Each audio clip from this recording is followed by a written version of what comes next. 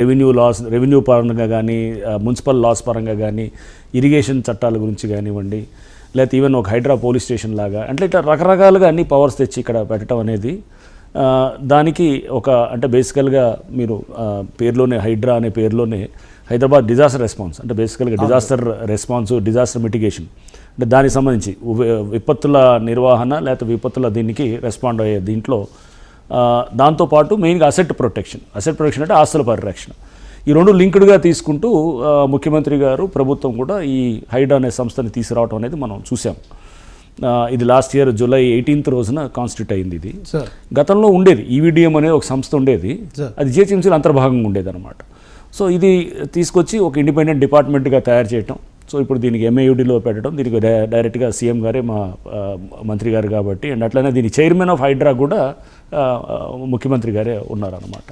So ఇది ఒక కొత్త ఇన్స్టిట్యూషన్ తీసుకురావటం, దీన్ని మీరు దాదాపు ఇప్పుడు 14-15 నెలలు అవుతుంది.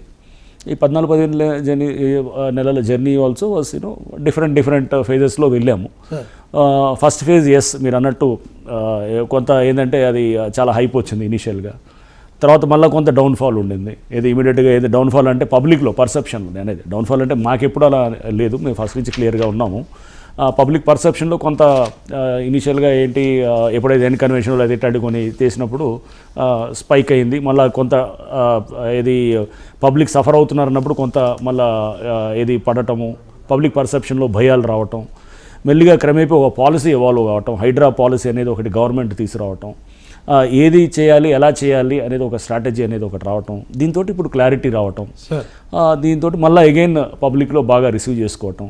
మీరు చూసారు ఇప్పుడు మన ఈ మధ్య మనం బతుకమ్మ కుట్ట కానీ లేకపోతే ఇంకా ఇతర దీంట్లో చాలా సందర్భాల్లో కూడా పబ్లిక్ నుంచి కూడా పెద్ద ఎత్తున కూడా హైడ్రాకి అభినందనలు తెలుపుతూ పబ్లిక్ కూడా మా దగ్గరకు వచ్చేటటువంటి వాళ్ళు కూడా ఇమీడియట్గా వాళ్ళకు కూడా పరిష్కారం అవుతున్న సమస్యలు దీనన్నిటితోటి కూడా హైడ్రా అనేది ఒక దీనికి ఈ పవర్స్ అన్ని ఇవ్వటం, మా మీద ట్రస్ట్ పెట్టుకొని నమ్మకం పెట్టుకొని ముఖ్యమంత్రి గారు ప్రభుత్వం కూడా మాకు ఈ బాధ్యతలు ఇవ్వటం, దానికి ఏదైతే కనుక మేము వీలైనంత వరకు పబ్లిక్కి మనం మంచి చేయడానికి ఈ సంస్థ ద్వారా ప్రయత్నం అనేది జరుగుతుంది. ఇంకా ఈ వచ్చే సంవత్సరం ఇంకా బెటర్గా చేయడానికి ఛాన్స్ ఉందన్నమాట.